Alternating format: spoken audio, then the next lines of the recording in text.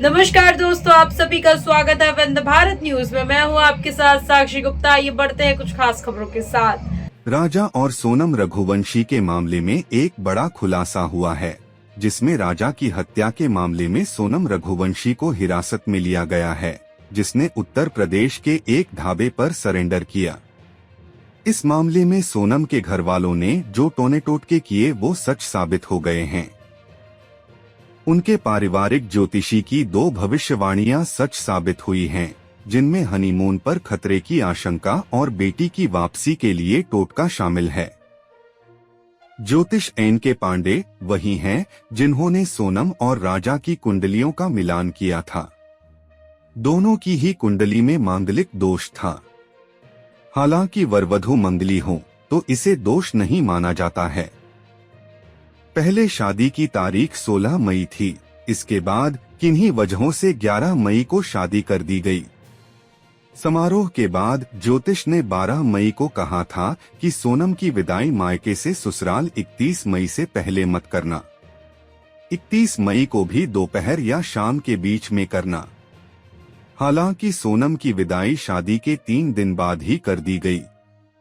सोनम के पिता को हालिया घटना के बाद ये एहसास हुआ कि ये सब ज्योतिष की बात न मानने की वजह से हुआ है।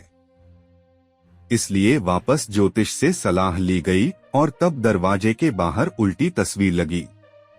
ज्योतिष एन.के. पांडे ने इस मामले में अन्य कई भविष्यवाणियां की थीं, जो अब सच साबित हो गई हैं।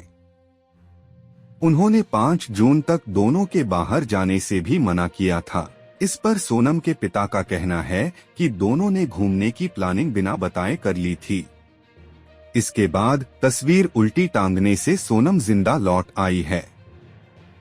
सोनम के पिता देवी सिंह रघुवंशी ने बताया कि शादी के बाद दामाद 1.5 माह तक घर नहीं छोड़ते, इसलिए उन्होंने विदाई के लिए 5 जून का मुहूर्त निकलवाया था, लेकिन 21 मई को ही सोनम और राजा कामाख्या देवी के लिए रवाना हो गए।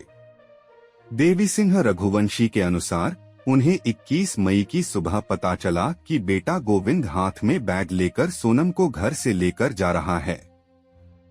पूछने पर पता चला कि बेटी दामाद कामाख्या देवी जा रहे हैं।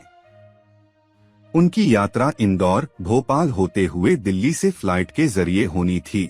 राजा और सोनम के घर पर भारी भीड़ है, जिसके कारण पुलिस को सुरक्षा की चिंता हो रही है। सोनम के पिता ने बताया कि उन्होंने मैट्रिमोनियल साइट के माध्यम से रिश्ता ढूंढा था। उन्होंने बताया कि दोनों की कुंडली में मंगल एक ही घर में था।